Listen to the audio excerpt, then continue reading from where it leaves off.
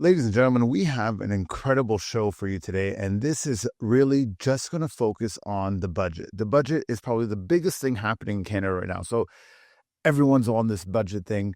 Everyone's talking about the budget. And you know what? It's pretty important. This is a really, really big deal. But here's the thing. It's becoming an issue of politics. And I'm sure everyone here can imagine that the budget is really something that the liberals want to say it's fantastic. The conservatives want to say it's trash and no one's going to support it and blah, blah, blah.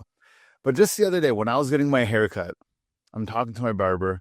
And as you can imagine, that conversation is always just so intense when you talk to your barber. Like the entire world could be solved in those 15 and 20 minutes, right? But my sentiment was exactly this, is that it is about time we stop talking about balancing the budget.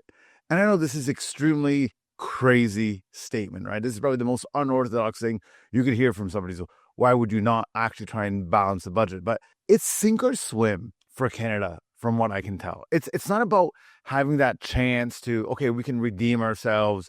We're really, really good right now and we're in a good spot and we just got to go status quo. No, Canada has almost nothing in place to survive, right? When you really look at it as a nation, it is so dependent on the US. And so many Canadians constantly express to me that Canada needs to be an independent country. Canada cannot be the 51st state. Everybody keeps saying this, right? Everyone's like, no way, we hate that. We will never join America, so forth and so on. And hey, I get it. As a Canadian myself, the whole point of saying we're Canadian is to distinguish ourselves from American. We have completely different countries. Now, again, I've said before, there's a lot of overlap, so I don't understand why the tariffs took place in the first place. But as a nation, for sure, we are very, very different from the Americans. So if Canadians, if we as a nation want to actually be a nation, if we actually believe that we are different, that we aren't the same, that Canada needs to be an independently strong nation that can do whatever it needs to do to help itself and feed itself and take care of itself, well, then you got to spend some money. You can't be bothered with balancing a budget when you need to just throw so much investment into your infrastructure, into your nation, right? You need to invest billions and billions of dollars to get this country up to date. This country will not update itself for free. This country will not update itself on a quote unquote balanced budget. It needs hardcore investment. And that's kind of the challenge, is that many people are pretending that this is a normal economic scenario, that life is great in Canada. Everything's perfect in the world. The economy is super strong. So let's focus on balancing the budget. No, I don't want to balance the budget. I want my children and my grandchildren to have a future in this nation. We need hardcore investments in this nation. When I hear things like it's going to take 10 to 15 years to build a pipeline so we can refine our own gas, I kind of think to myself, we are way behind. So I'm going to break down this budget. We're going to unpack this budget today. We're going to talk real numbers. We're going to talk real information. And we're going to kind of make sure that everyone that's watching actually understands the budget. Because it doesn't matter if you're liberal or conservative or anything. That's so irrelevant today. What's important today is that we're Canadian first. And does this budget reflect our values? Is this going to help our country become better, become stronger? Let us live with dignity? Or is this budget just going to end up with us paying way more taxes and regretting our lives, and our grandchildren and children ultimately going to suffer and pay the taxes? So the budget has three main objectives, right? Number one is protection, right? It wants to strengthen Canadian sovereignty and national security. That is the big, big thing. And the second part is it wants to build. It wants to rebuild the economy with infrastructure, housing, and productivity. And these are major things when you really think about it. Like, these are the things that need to get done. If anyone goes and sees the housing market is crashing, housing is too expensive. So these are things that need to be done. Every Canadian will agree this is a priority. And of course, empowering, right? Bringing down costs for everyday Canadians and modernizing the government. And that is so obvious. So these 3 points are very, very, very important for everybody. Now, this budget is not just another plan. It's a rebranding of the government itself.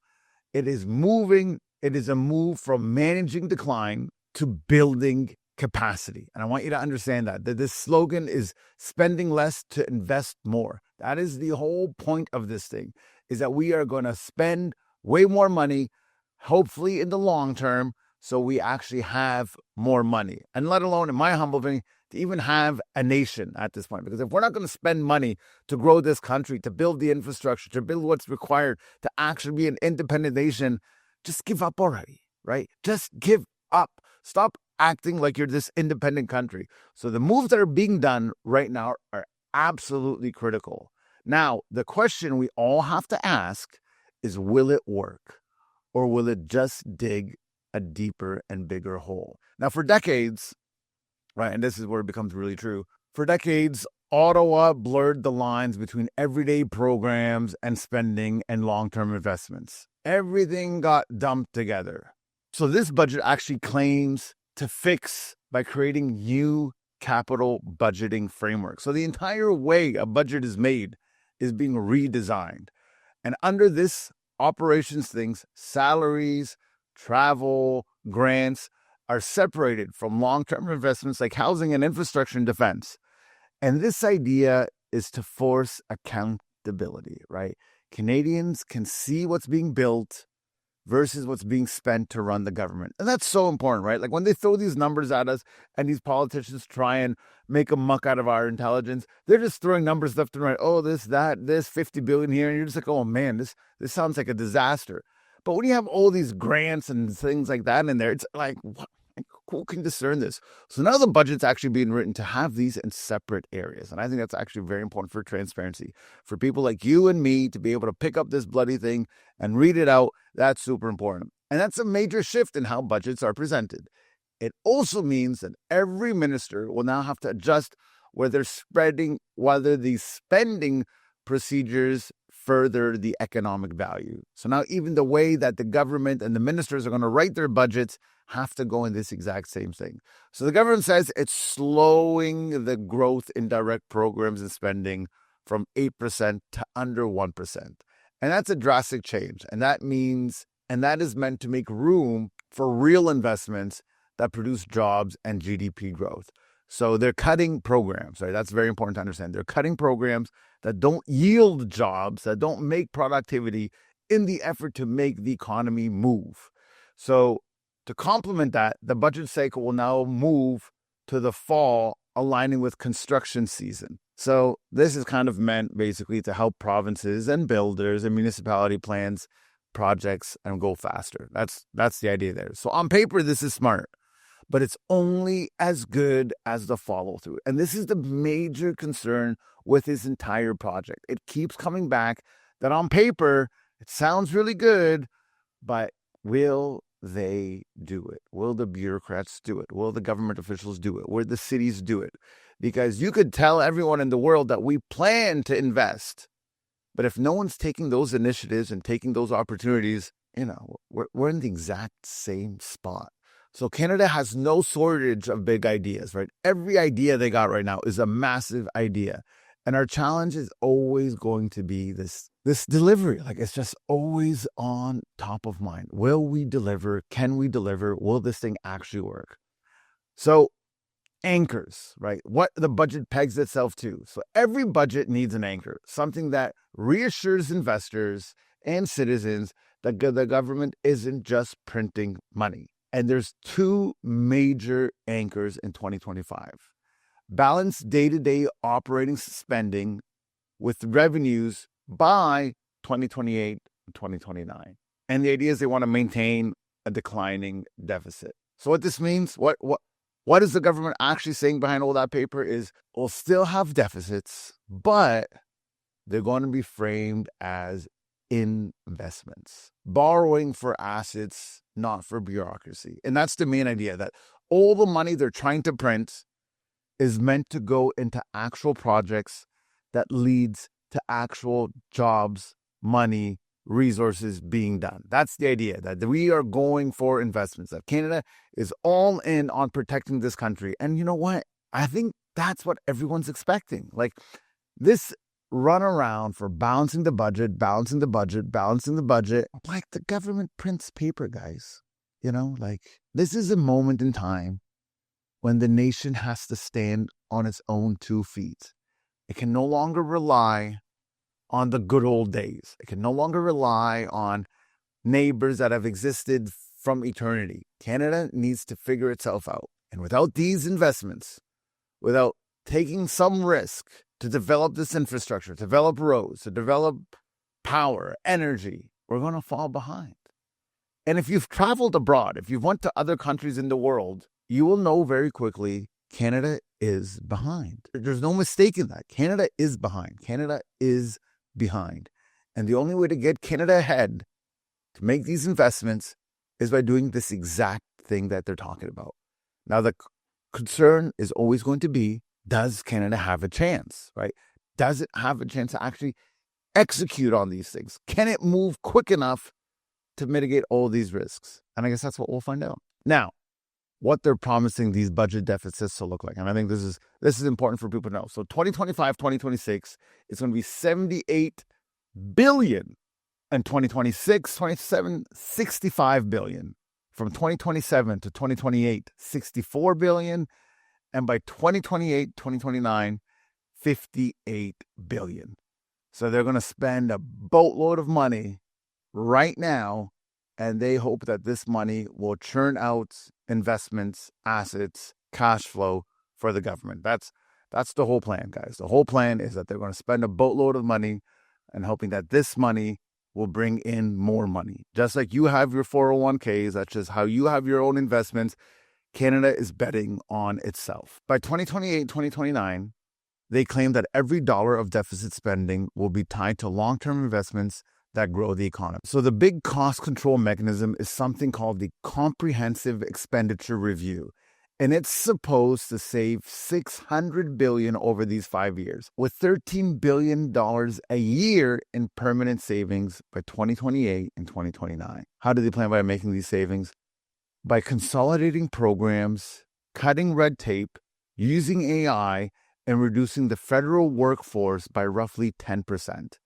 That's a politically risky move, but it's exactly what needs to happen if we want to redirect money from administration to production. And that's the whole name of the game. The money has to leave the bureaucracy. The money has to leave status quo and go into a bucket where actually things get made, things get sold, and goes into market. The whole idea is we need to survive. Since 2019, the federal public services has ballooned. The number of employees has outpaced population growth.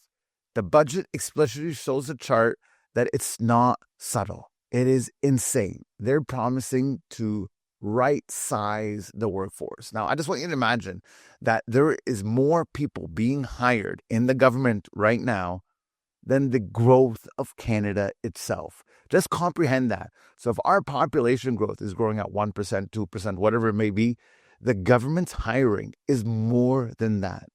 So it doesn't make any sense. It's just a huge waste of money. And anytime there's a way to save spending, you'll find me all on that. That is the right way to do it, especially in these infrastructures, especially when it comes to the government, especially when it comes to these government employees. The amount of cutting that can be done here, I think you can't stop cutting. Let's be real here. You just slaughter all these jobs, get rid of all of them, as far as I'm concerned, because we need investments in our actual nation. The taxpayers, you and me, need reassurance, need confidence that our nation will be given to our children and their children and their children, and there will actually be something to give. So the workforce, and it returns to a sustainable levels in practice. That's the idea. And that means reassignment and in some cases, major layoffs. The plan is to cut operating costs by merging departments, automating processes, and closing redundant programs. And ultimately, AI can do the whole thing, right? If you've used AI just for a minute in time, the majority of these bureaucrats reviewing bills, reviewing legislature, making ideas, giving suggestions, yeah, I think AI can do that. No offense to the people and their jobs, but it's got to start somewhere. It's eventually going to come to us and replace our own jobs. I get that. But you know what? When it's trying to save money, trying to lower taxes, trying to save our nation, let's go for it. So a new office and digital transformation will drive this adoption, right? And they're going to have an AI tools across all of the departments in Ottawa, and even their Procure and Sovereignty and Made in Canada AI platforms for government use. So everything in the government is going AI. This is both modernization plan and an industrial policy, but it creates demand for domestic AI firms. And that's the name of the game here. There is a huge push for made in Canada. And this was something that I've always felt is like, what is made in Canada? What do we have anymore? BlackBerry's gone. What's left for Canada? It looks like Canada is going to the direction of tech, and they want all-out Canadian tech firms to start booming up everywhere. If it's done right, that could make the government faster, cheaper, and more secure. But if it's done wrong, it becomes another expensive IT failure. And we've seen the Liberal government previously fail on this exact mandate. We all remember COVID-19. We all remember the app, and we all remember the astronomical costs it costs that app to make. That ArriveCAN was by far one of the biggest scandals that we've witnessed. So can the government get it right? I don't know. But on paper, it definitely has an opportunity to get it right. So the execution will really determine whether this is a smart modernization or another bureaucratic mess. $280 billion plan. This is the heart of the budget of 2025. $280 billion in generational investment over 5 years. And this is basically the breakdown. This is what it looks like. Infrastructure, $115 billion. Productivity and competitiveness, $110 billion. Defense and security, $30 billion. Housing, $25 billion. And infrastructure is the biggest one, right? This is the clear answer. Infrastructure is the biggest one that we're doing here, $110 billion. And this includes trade, transportation corridors, ports, airports, railways, as well as water, wastewater, clean energy products. There's a Buy Canadian policy that prioritizes domestic supplies and a trade diversification strategy aiming to double overseas exports in the next decade. If done right, again, it always comes back to this. If this is done right, this will make Canada less dependent on the US and more competitive globally. Now, the most important part here, Canada's productivity has flatlined for 2 decades. And this budget has finally acknowledged what all of us can actually see. Canada isn't doing anything. So finally, it acknowledges it, and it puts key measures to include. So a productivity super-deduction to make it cheaper for businesses to invest in machinery and in automation. A modernization of the SR&ED tax credit for innovation. Massive funding for AI, quantum technology, and clean manufacturing. And it's also investing in strategic innovation, regional development agencies, and new industrial clusters. This is a clear admission that Canada has been falling behind, and a bet that targeted incentives can fix it, right? That's the idea, is that can the incentives fix this? That is constantly what is going to be debated. Now, the other monies is going into defense and security. Canada is promising $30 billion over 5 years to rebuild the military and meet NATO's 2% spending target. The new defense industrial strategy will push Canadian suppliers into procurement pipelines. Once you factor out the military, you're left with housing. Now, housing is a tricky situation. The government is admitting that they need to build almost 500,000 houses a year, 430, 480, in that range there. And all this to basically restore affordability. In order for the prices to go down, it has to somehow have more supply. And the only way they can do that, the only way the government can catch up, is by building basically 500,000 homes a year.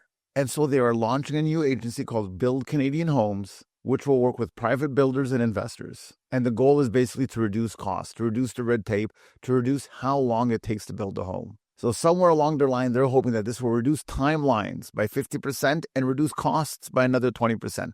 So all these things are sounding great, right? We're going to have cheaper homes, affordability, better defense, more infrastructure projects, incentives for Canadians to buy Canadian. What is the problem? There is no problem yet, because they go on further, say, you know what, Canada, we know life is expensive, so we're going to remove the carbon tax. And this will help cut gas by 18 cents a liter overnight. Like that. So all this drama about the carbon tax, gone. Not a delay, not a deferral. Canada is canceling the federal carbon tax. Going to cut additional taxes, saving Canadians millions of dollars, but roughly each family about $840. And then they're going to make a national school fund for feeding kids at school.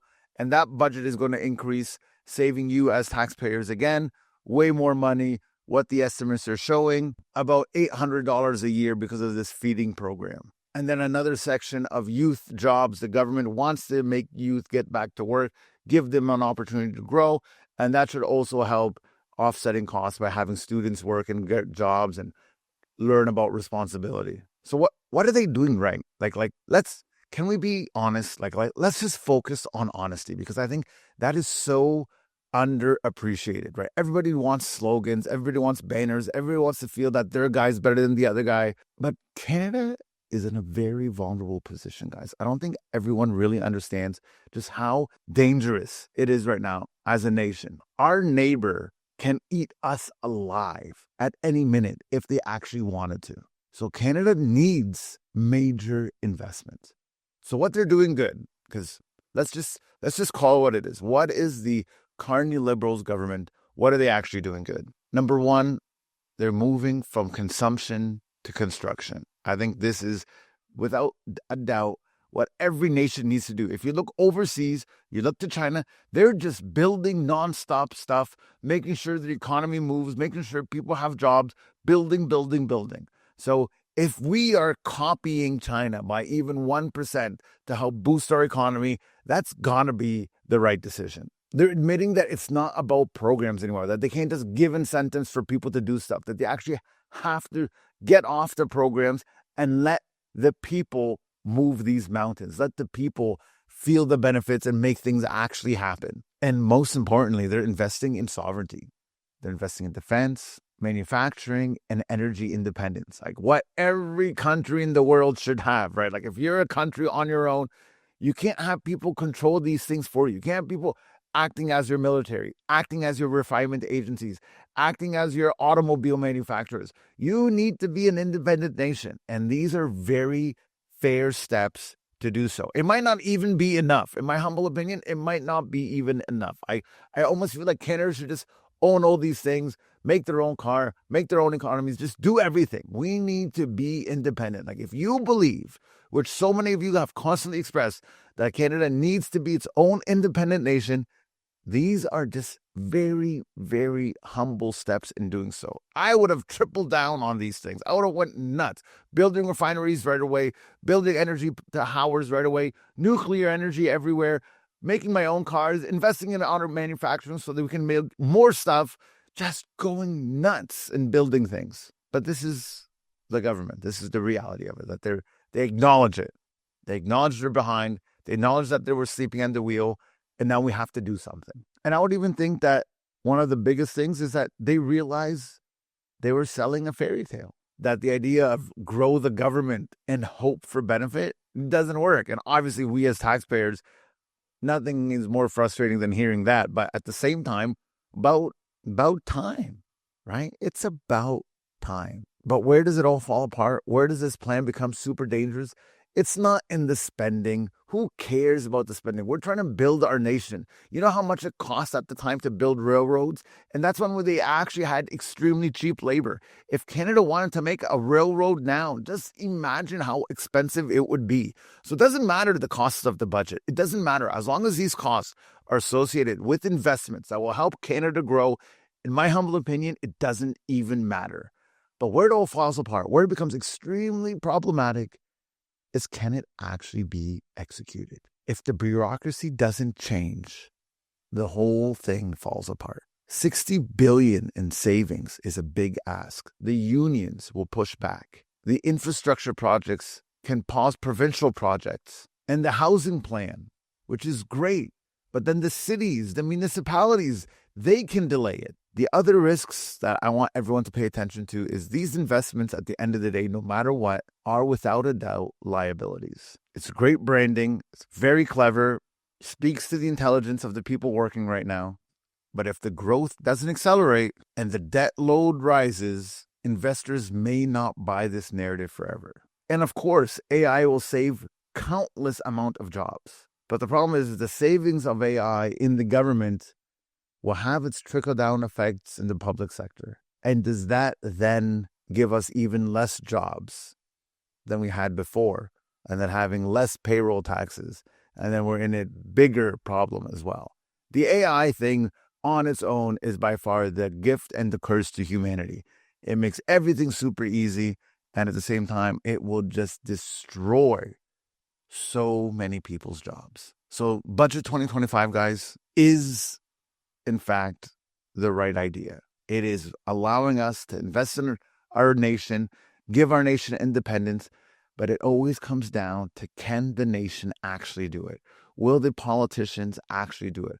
Will the municipalities actually do it? Will these projects actually get off the ground? So in theory, it's a very smart budget in theory. In theory, it is great. But in practice and in actuality, it is probably one of the riskiest budgets Canada has ever put forward.